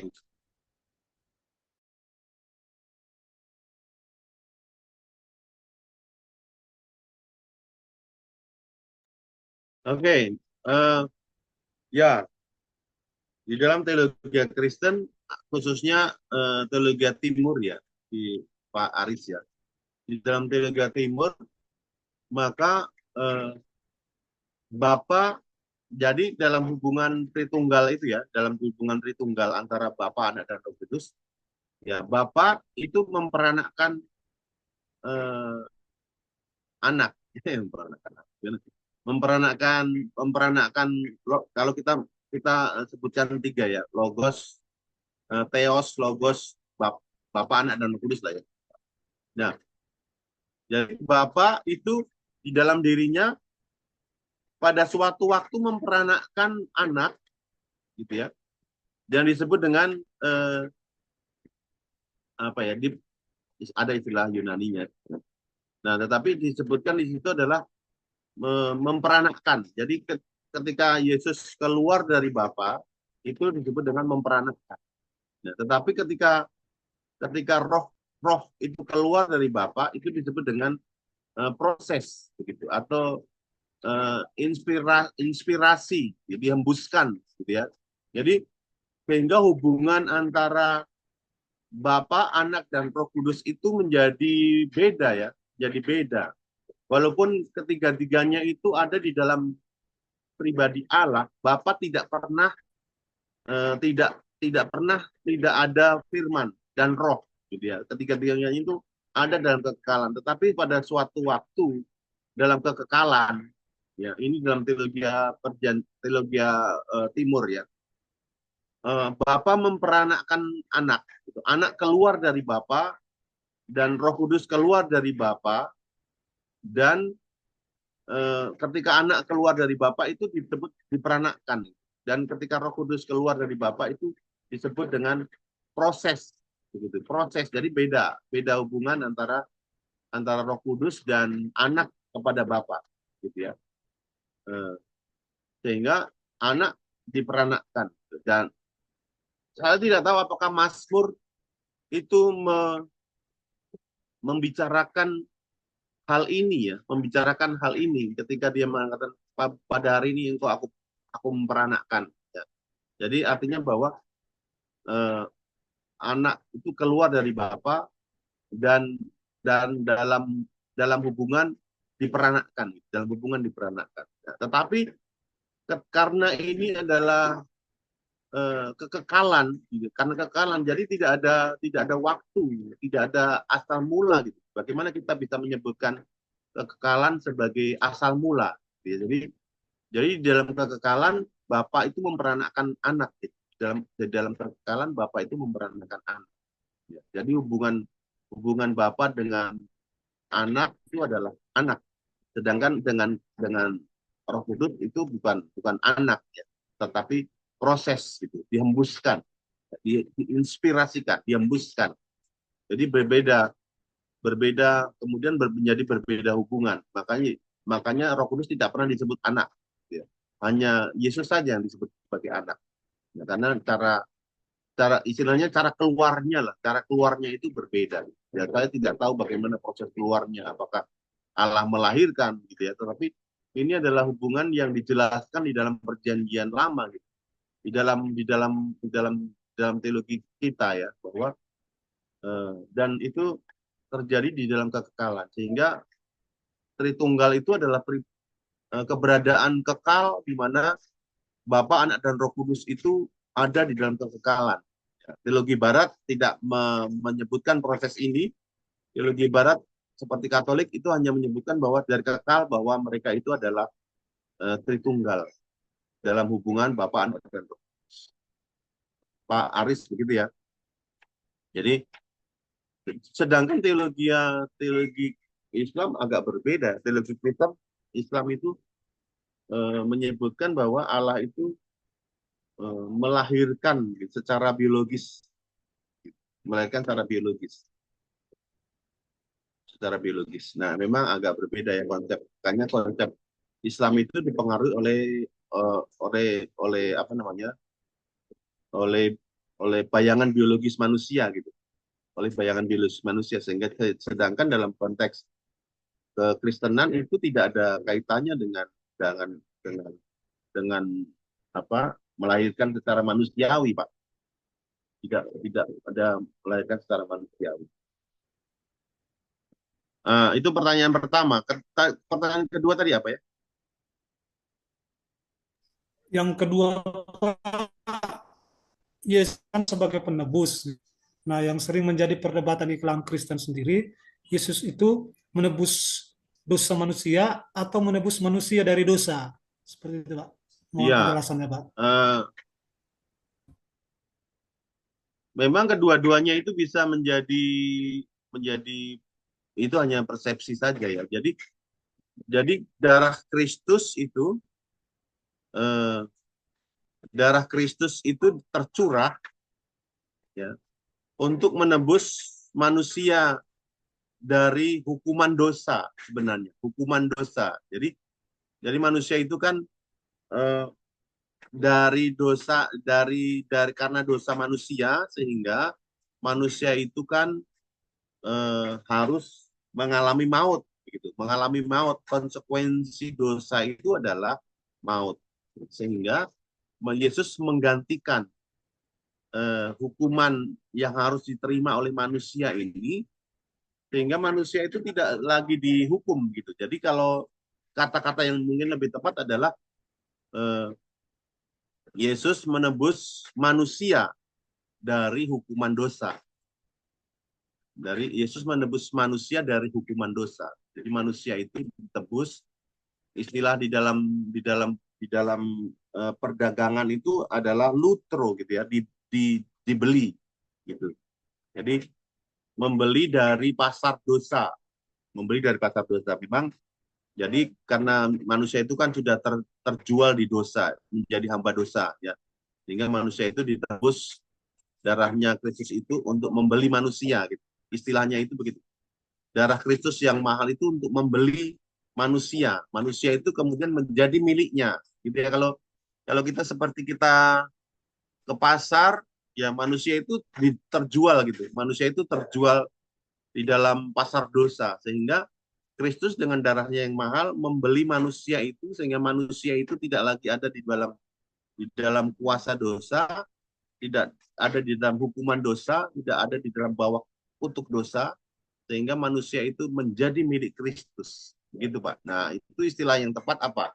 Menebus manusia dari dosa atau menebus dosa manusia. Ya, mungkin Bapak Aris yang bisa menjawab itu, Pak, apa yang lebih tepat. Tapi penjelasan saya seperti itu. Jadi Kristus dengan darahnya menebus manusia dari dosa dan hukuman dosa. Begitu Pak Aris, yang benar ya. Baik, Pak, baik. Mungkin satu lagi, Pak. Cuma ya, pemakan istilahnya ya, silakan. Satu lagi, Pak. Mungkin agak melenceng atau bagaimana, Pak ya. Ini sekarang kan saya sering lihat di TikTok perdebatan antara apologet Kristen ini bahwa tentang penyaliban itu, Pak ya. Penyaliban itu merupakan, ada yang bilang rencana daripada Bapa, ada yang bilang itu rencana dari iblis. Nah, posisi kita di STT IKAT seperti apa, Pak, menanggapi hal ini? Terima kasih, Pak. Tidak ada posisi STT IKAT ya. STT IKAT itu tidak punya posisi teologis. Ya, STT IKAT tidak pernah mengeluarkan posisi teologis apapun, gitu ya. Nah, tetapi dalam pemahaman kita, maka sebenarnya rencana keselamatan itu kan sudah digagas oleh Allah dari awal. Sejak kekekalan Allah itu ketika dia menciptakan dunia ini dan segala isinya, Allah sudah menggagas tentang keselamatan ini. Gitu. Jadi semua yang ada, yang semua terjadi, Kristus datang ke dunia dan sebagainya, itu sudah direncanakan oleh Allah dalam kekekalan. Jadi tidak ada namanya unsur iblis di dalamnya, tidak ada. Ketika Allah merancangkan segala sesuatu, ya, dunia ini dan sebagainya, ketika dia juga mengizinkan dosa masuk, dia juga merencanakan keselamatan di dalam Kristus. Jadi rencana keselamatan itu murni rencana Allah dari kekekalan, yang kemudian diimplementasikan di dalam waktu. Jadi Allah itu kan merencanakan itu kan di dalam kekekalan, sebelum ada waktu, sebelum ada dunia, sehingga orang-orang manusia juga dipilih sebelum dunia dijadikan di dalam kekekalan. Karena Kristus itu adalah rencana Allah. Selamatan di dalam Kristus itu adalah rencana Allah yang sudah Allah rencanakan sebelum dia menciptakan dunia ini, Pak. Jadi ketika dia mengimplementasikan, jelas kemudian kronologis waktu berjalan. Ya, rencana Allah itu terimplementasi dalam kronologi waktu. Begitu ya, sehingga kapan Kristus hadir, semua itu ada dalam rangkaian waktu. Tapi rencananya itu sudah direncanakan dari kekekalan. Jadi bukan, kalau iblis pun berperan, iblis menyalibkan, yaitu adalah bagian dari rencana Allah. Begitu Pak Aris ya. Baik, Pak. Makasih, Pak. Ya. Pak, izin Silakan, bertanya, Pak. Oh, Ya, ini Ibu Ani silakan. Ya, terima kasih Pak atas penjelasannya tadi. Jujur selama ini, wah berarti saya banyak salah paham ya.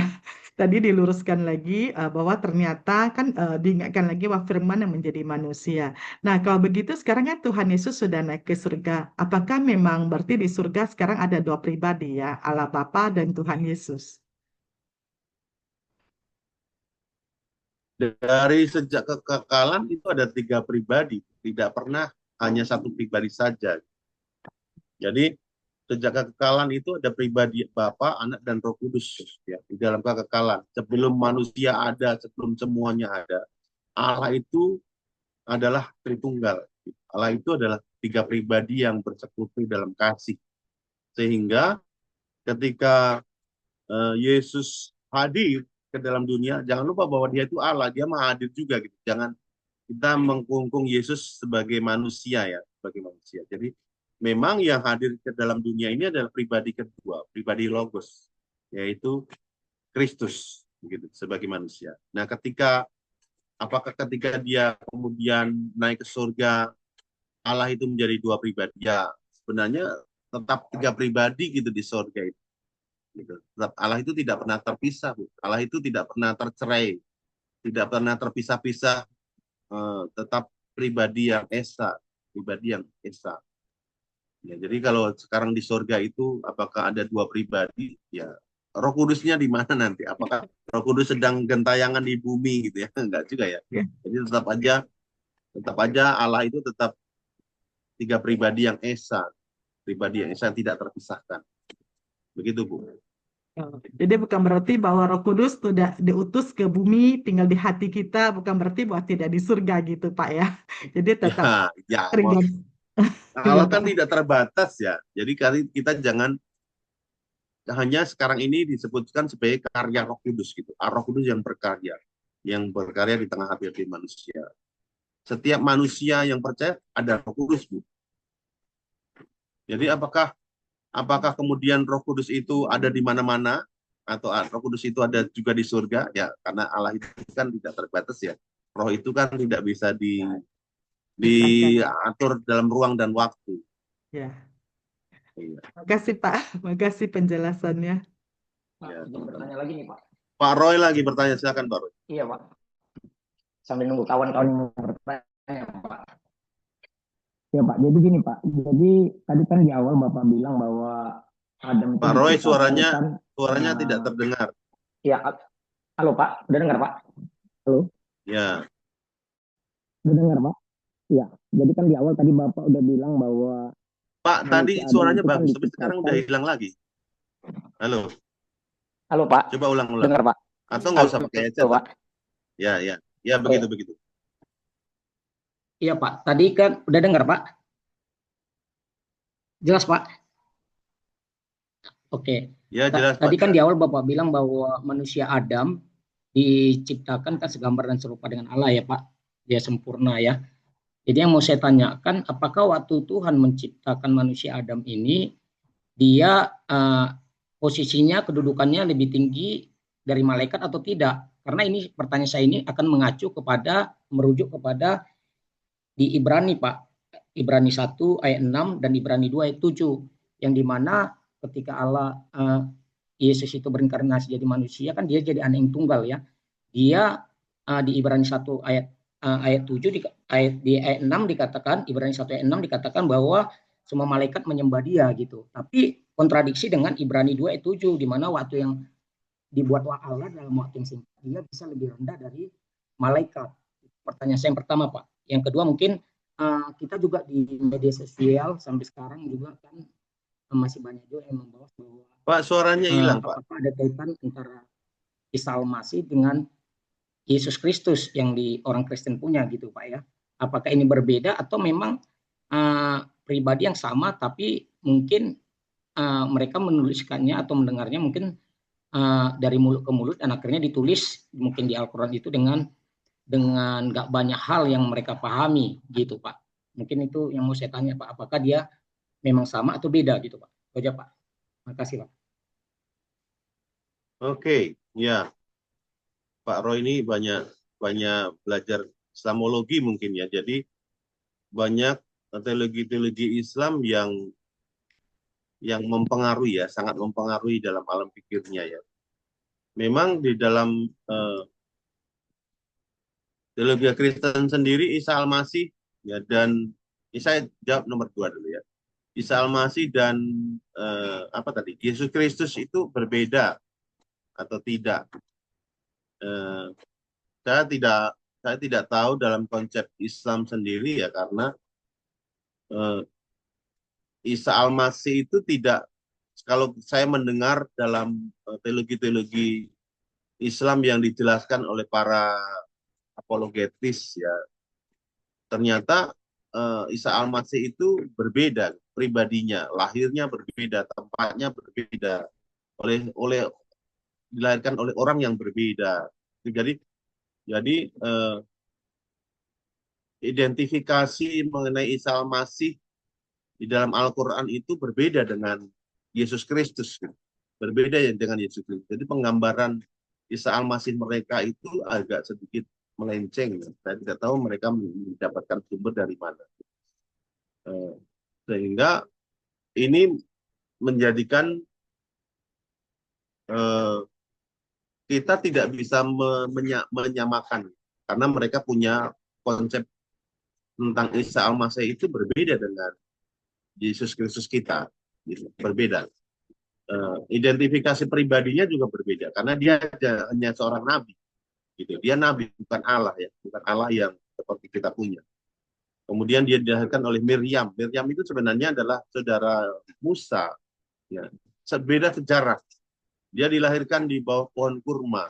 Kalau Yesus itu dilahirkan di kandang domba. Jadi agak sedikit penggambaran yang berbeda antara Isa Al-Masih Islam dan Yesus Kristus. Jadi kita jangan mau kalau apologet kita menyebutkan jangan mau kita disamakan karena berbeda. Jadi penjelasan Isa Al-Masih itu berbeda. Orangnya berbeda lah. Kemudian mengenai Adam dan Hawa. Ya. Apakah setara dengan tadi Bapak Roy mengambil dari Ibrani berapa, Pak? Ibrani 1 ayat 6 kan, Pak? Ibrani 1 ayat 6. Sama Ibrani 2 ayat 7, Pak. Saya mau tanya apakah ayat kedudukan manusia itu apakah lebih tinggi daripada malaikat? Karena saya mau merujuk ke Ibrani 1 ayat 6 dan Ibrani 2 ayat 7 gitu, Pak. Itu kan kontradiksi juga, Pak, kan? Antara Yesus itu di satu sisi dia lebih tinggi, satu sisi lebih rendah katanya gitu, Pak. Itu gimana, Pak?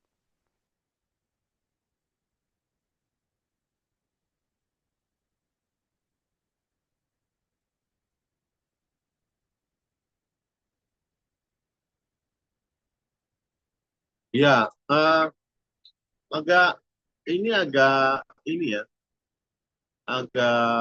berbeda konteks ya kalau kita melihat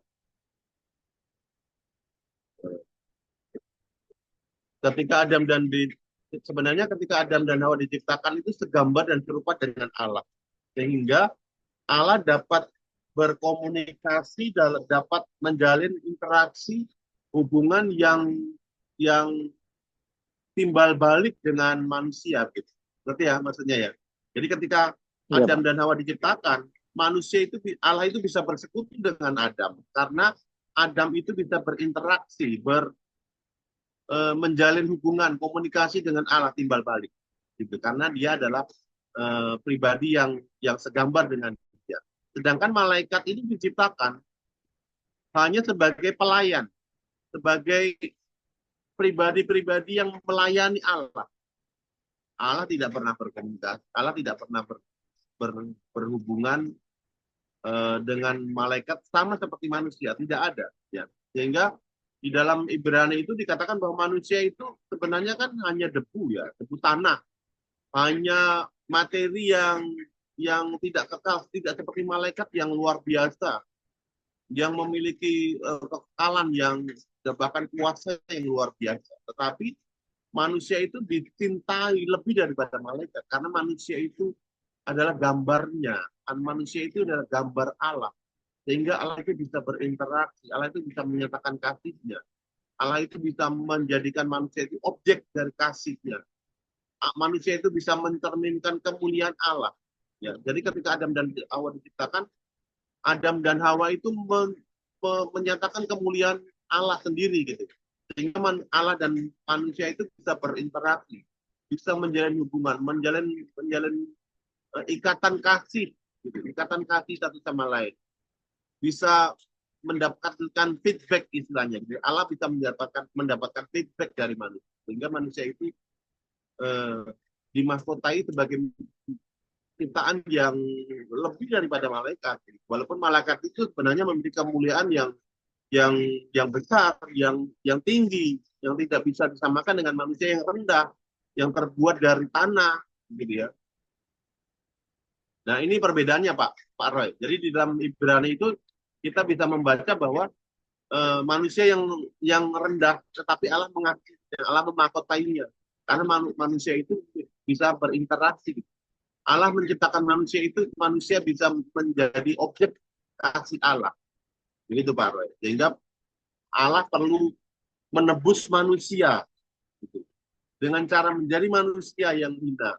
Itu Pak Roy. Jadi ini adalah eh, sebuah perbandingan yang tidak sebanding antara manusia dengan Allah. Gitu.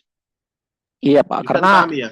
iya, maksud saya gini lagi kan Pak, kan ada juga banyak saya dengar bahwa kan banyak juga pendeta juga yang sering berkhotbah menyatakan bahwa kita manusia ini kan lebih tinggi dari malaikat katanya gitu Pak, karena kita memiliki apa ya, diciptakan Tuhan segambar dan serupa dengan Dia begitu Pak.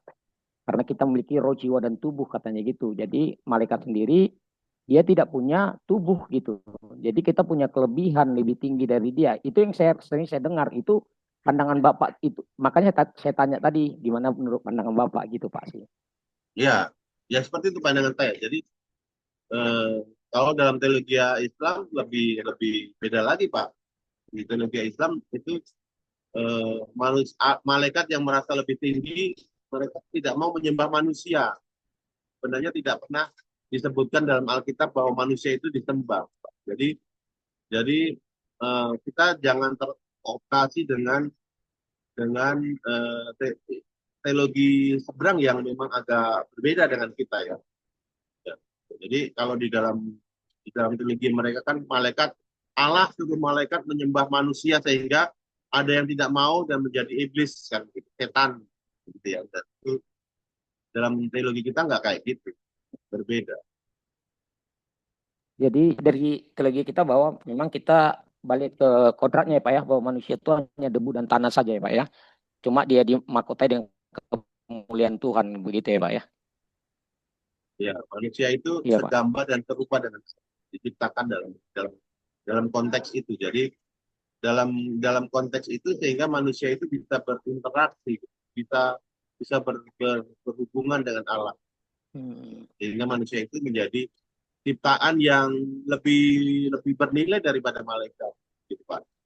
Sehingga Yesus harus datang menebus manusia. Yesus tidak menebus malaikat yang jatuh, tidak pernah, ya karena manusia itu bernilai di hadapan Allah. Begitu Pak Roy ya. Iya Pak. saya jangan salah juga kan Pak, kan sering juga karena sering dengar manusia kita harus bangga karena manusia lebih tinggi dari malaikat. Itu banyak penekanan-penekanan sering ke sana kan Pak. Dengar juga orang khotbah gitu. Gitu Pak. Oke Pak, Ya, makasih Pak ya. buat Ya, penjelasannya Pak. kita jangan inilah. Jadi kalau teologi Kristen dan teologi Islam itu memang berbeda Pak. Jadi kita jangan mau di apa namanya dipengaruhi oleh teologi lain. Kita punya Iya Pak. teologi. Baik Bapak Ibu, ini hujan semakin Makasih deras Pak. di saya dan suara atap lebih keras dari suara saya. Silakan kalau ada pertanyaan, kita masih jam kurang Saya jam Pak, 7 kurang. saya Pak, izin Pak. Silakan Pak David. Ya, terima kasih Pak pelajarannya tadi. Pak, sebentar ya Pak. Saya kayaknya perlu ambil headset dulu ya Pak ya. Saya bisa mendengar. Ya, Bentar ya. boleh Pak.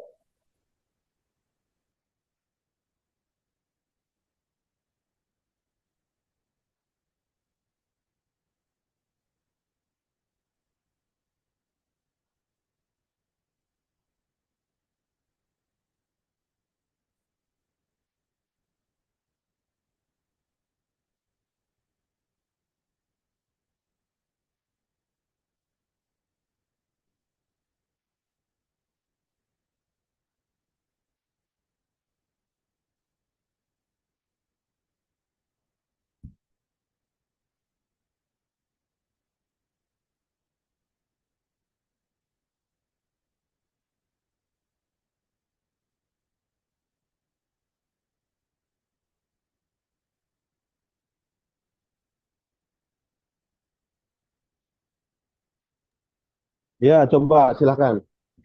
Ya Pak, tadi dijelaskan bahwa Yesus itu ada dua natur Pak, ilahi dan manusia ya, sepenuhnya Tuhan, sepenuhnya manusia. Terus menurut konsili itu ya, tidak bercampur ya, atau terpisah. Saya mau bertanya Pak ya, kapan Yesus menyadari natur ilahi dia Pak, gitu Pak. Terima kasih Pak. Ya, oke. Suara saya kedengaran ya. Eh, Kapan Yesus menyadari natur ilahinya? Yesus eh, tidak menyadari natur ilahinya karena dia adalah pribadi logos, Pak. Jadi di dalam Yesus itu yang mengontrol kehidupannya dalam natur ilahi dan natur manusiawi itu adalah pribadi logos, ya, pribadi kedua dari Allah, gitu. Jadi tidak pernah dia jadi tidak ada pribadi manusiawinya, gitu. Yang ada hanyalah natur manusiawi, gitu, natur manusiawi. Jadi natur manusiawinya dikontrol oleh pribadi logos, gitu. Jadi memang walaupun Allah itu manusiawinya itu sempurna, tapi dia punya kehendak, pikiran, perasaan, tetapi kesadaran logos lah yang mengatur Yesus, gitu. Kesadaran logos lah yang mengatur eh, dua aturnya, gitu. Jadi dia tidak pernah terbangun dalam dalam kondisi bahwa oh saya ini Allah ya, tidak kayak gitu. Jadi tidak pernah dia eh, tidak menyadari bahwa dia bukan bukan Allah, gitu Pak David. Ya, Pak. Terima kasih Pak.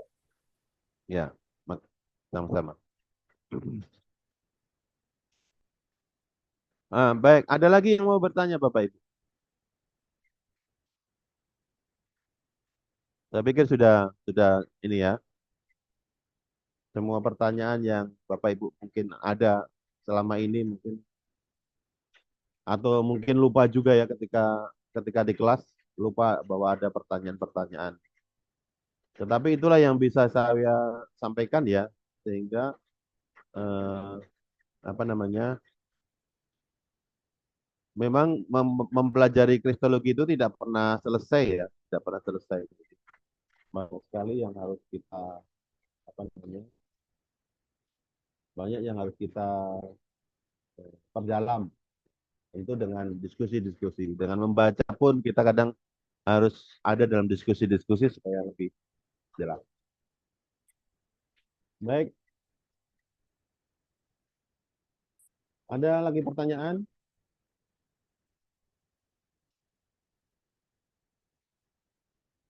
Tidak ada ya. Sudah baik, sudah clear semua ya mungkin.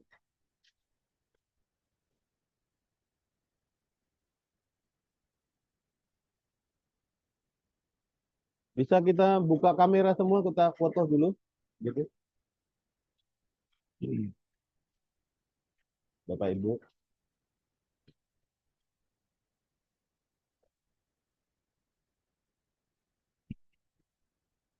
Ya, terima kasih sudah. Ini Bapak Ibu yang belum buka kamera, masih ada.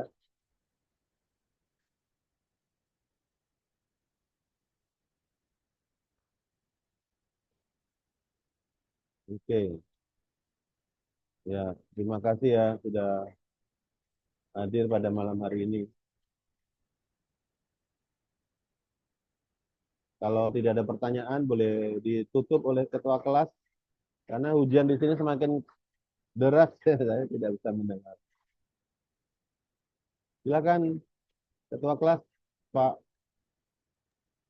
Baik Pak, terima kasih buat Pak Frans. tadi. Ya, karena Pak Kelvin apa Pak lagi ada kemalangan Pak. Ya, terima kasih ya Pak Tri sudah menjelaskan semuanya tentang pelajaran hari ini tentang kristologi dan melalui Q&A yang kita bisa sama-sama bisa mendengar, mengamati dan pastinya kita semuanya bisa belajar. Baik, kita tutup dengan doa. Saya minta Bapak Edward bisa menutup dalam doa. Terima kasih. Baik, terima kasih sekali lagi Pak Tri. Mari kita bersatu di dalam doa. Tuhan Allah Bapa yang bertata dalam surga, kami bersyukur Tuhan buat malam hari ini. Kami kembali belajar Tuhan, terutama khusus topiknya Kristologi Tuhan. Dan banyak hal yang perlu kami pelajari lebih dalam dan diskusikan. Dan kami bersyukur Tuhan dengan Bapak dosen, Bapak Tri Tuhan, yang terus Bapak dengan konsisten memberikan pengajaran Tuhan. Dan bahkan Tuhan juga memberikan jawab Tuhan. Dan bantu Tuhan seperti yang Bapak Tri bilang tadi Tuhan, kita bisa berkolaborasi bersama Tuhan. Jadi kita bisa saling Tuhan belajar dan bisa memberikan jawab juga Tuhan. Dan kami berterima kasih Tuhan untuk Engkau memberikan firman-Mu Tuhan. Untuk kami bisa ada pegangan hidup, untuk kami bisa ada guidance Tuhan. Supaya kami bisa tahu apa yang perlu kami tuju dan bagaimana caranya Tuhan. Terima kasih sekali lagi Bapak, sertai Pak Tri dan semua jajaran yang mengajar. Sertai juga kami Tuhan, anak didik yang lagi berkuliah Tuhan, sehingga kami terus Bapak menimba ilmu, sehingga bekal ilmu yang kami punya Tuhan, bisa memuliakan nama Engkau Tuhan. Terima kasih Bapak, sertai setelah ini kami Tuhan, kegiatan kami masing-masing, untuk memuliakan nama Engkau saja. Dalam nama Yesus, kami telah berdoa dan mengucap syukur, haleluya. Amin. Amin. Terima kasih Pak Tri. Terima kasih Pak. Terima kasih Pak Tri. Terima kasih Pak dosen, Pak teman semuanya. Izin, Terima kasih Pak Tri. semuanya. Terima kasih Pak Budi, Terima terima kasih kasih Pak Pak Tommy, Tri. terima kasih